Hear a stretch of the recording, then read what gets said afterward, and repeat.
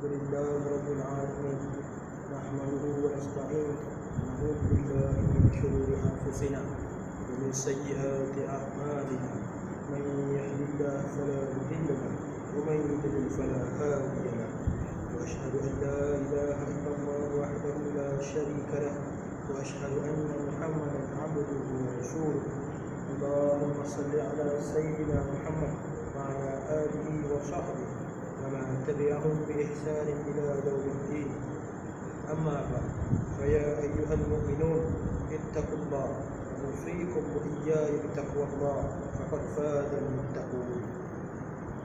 Saya berpesan kepada diri saya sendiri dan kepada saudara-saudara sekalian supaya bertakwa kepada Allah Subhanahu wa taala dengan sebenar-benar ketakwaan. Laksanakanlah segala perintahnya serta tinggalkanlah segala larangannya.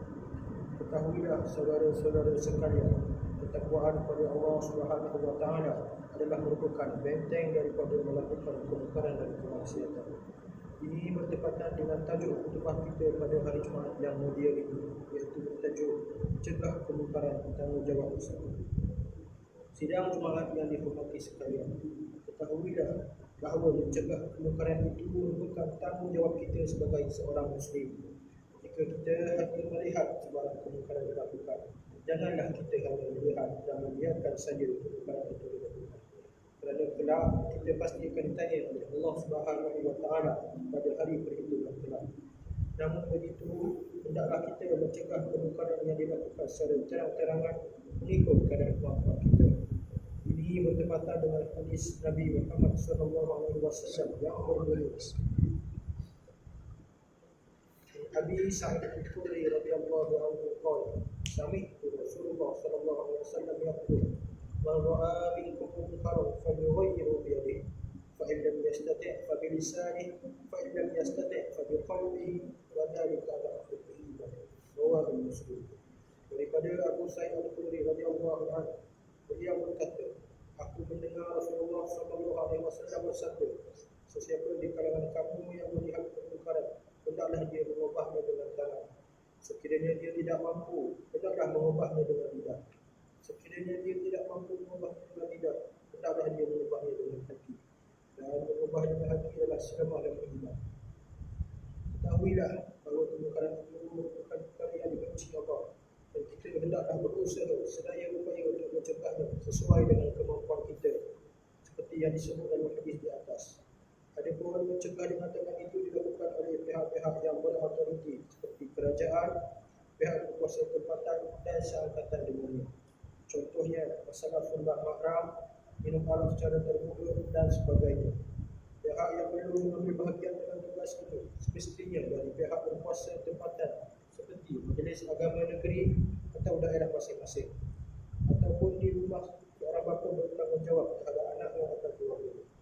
Yang kedua adalah mengubah dengan lisan, adalah apabila tidak mampu mengubah dengan tangan, maka hendaklah seseorang itu mengubahnya dengan percakapan atau tulisan. Yang dimasukkan di sini adalah memberi bimbingan atau teguran yang membawa kepada perubahan yang positif.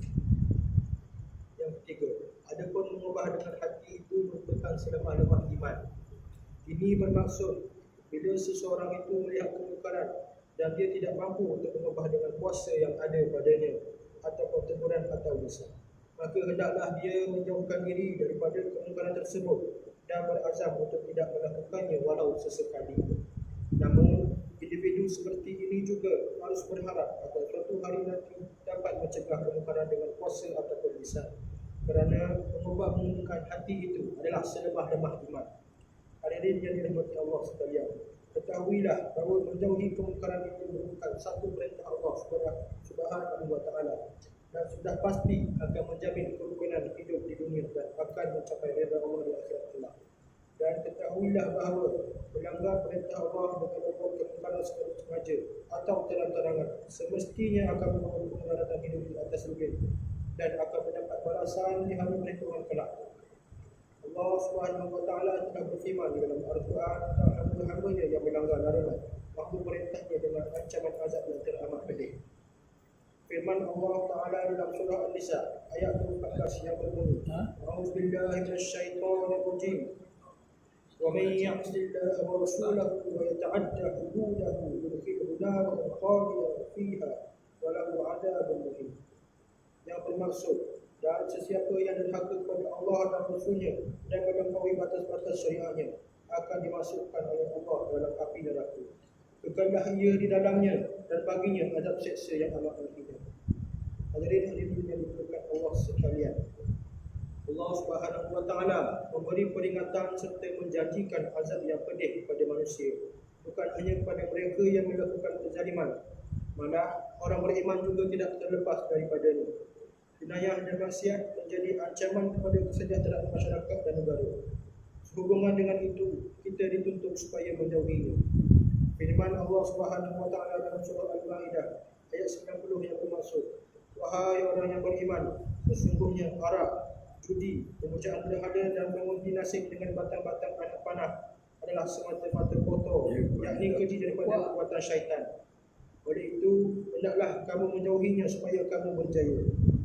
Pada hari ini tidak dinafikan kemaksiatan dan kemungkaran semakin bermaharajalela seperti perjudian, pelacuran dan perzinaan. Tidak hairanlah kepada kenapa Allah Subhanahu wa taala menimpakan kepada penduduk negeri berkenaan bencana malapetaka dan wabak. Contohnya penyakit AIDS yang ditemui pada penghujung 1980 dan sehingga kini ia masih belum ada penawarnya. Penyakit itu adalah bukti azab dan kemurkaan Allah Subhanahu wa taala terhadap aktiviti zina dan pelacuran yang dilakukan manusia selama ini. Kebanyakan jenayah yang berlaku pada hari ini seperti mencuri, meragut, rogol dan bunuh adalah berpunca daripada permainan dadah. Kesan penggunaan dadah adalah sama dengan kesan meminum arak, kerana ia boleh memabukkan serta menghilangkan kewarasan akal. Hal itu berpatang dengan sabda Rasulullah SAW yang bermaksud, setiap perkara yang memabukkan itu arak dan setiap arak itu haram. Sesiapa yang minum arak di dunia dan mati tanpa sempat bertaubat, tidak akan dapat minumnya di syurga. Hadirin yang dimuliakan Allah sekalian, ketahuilah bahawa usaha membantaras dan memerangi kemungkaran serta jenayah yang seumpamanya adalah perbuatan mulia yang dituntut Islam. Tanggungjawab itu bukan hanya terletak di bahu pihak berwajib, bahkan membabitkan semua lapisan masyarakat. Umpama pepatah Melayu, yang buta meniup tepung, yang pekak membakar meriam, yang capek menghalau ayam, yang kurat menyiang buluh, menggambarkan kesediaan setiap umat Islam untuk menjalankan tanggungjawab dan peranan masing-masing ke atas memerangi kemungkaran. Marilah kita bersama memerangi kemungkaran dan menutup segala ruang gejala. Ibu bapa perlu sentiasa meluangkan masa dan memberi perhatian kepada anak supaya hidup mereka tidak terjebak ke arah pembelaan kemungkaran yang kecil, yang mana jika dibiarkan berlarutan, ia akan membawa kepada kemungkaran yang lebih besar, iaitu dadah, merompak ataupun zina. Ibu bapa juga perlu mendidik anak mereka supaya mempunyai rasa tanggungjawab serta sentiasa berkongsi pandangan dan masalah dengan mereka. Firman Allah Subhanahu wa taala dalam surah Al-Maidah ayat 2 yang bermaksud, hendaklah kamu tolong-menolong untuk membuat kebajikan dan bertakwa, dan janganlah kamu tolong-menolong pada melakukan dosa, yakni maksiat dan pencerobohan, dan bertakwalah kepada Allah, kerana sesungguhnya Allah amat berat azab siksanya bagi sesiapa yang melanggar perintahnya. Oleh itu, sidang jemaat yang saya hormati sekalian, di pelbagai peringkat perlulah mempunyai usaha dan gerakan untuk membantaras kemungkaran agar terjamin kehidupan kita di dunia dan di akhirat. Menjadi tugas kita sebagai seorang Muslim untuk sentiasa melakukan kebaikan dan menegur Muslim yang lain jika mereka lalai dari beribadat kepada Allah dan melakukan kemungkaran secara sengaja ataupun tidak sengaja.